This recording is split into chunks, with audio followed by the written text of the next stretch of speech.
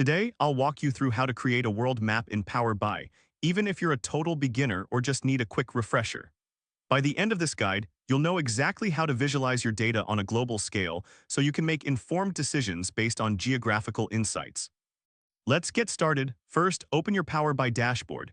This is your canvas where all the magic happens. Don't worry if your dashboard looks slightly different, the core functionality remains the same. Once you're in, navigate to the Visualizations pane on the right side of the screen. Here, you'll find a variety of icons representing different types of visualizations.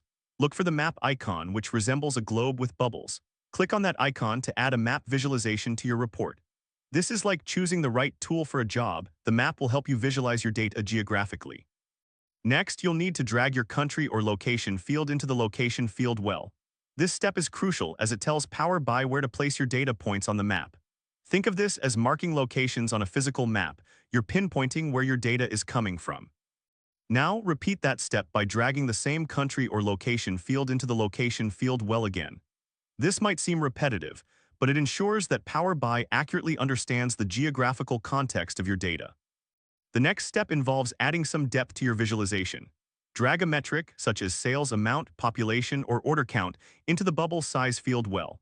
This metric will determine the size of the bubbles on your map, allowing you to see which locations are more significant based on the data you've chosen. And there you have it. You've successfully created a world map in Power BI. This visual representation will help you analyze trends and patterns across different regions, making your data storytelling much more impactful.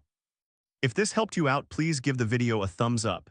If you run into any issues, leave a comment below. Subscribe for more actionable guides. Thanks for watching.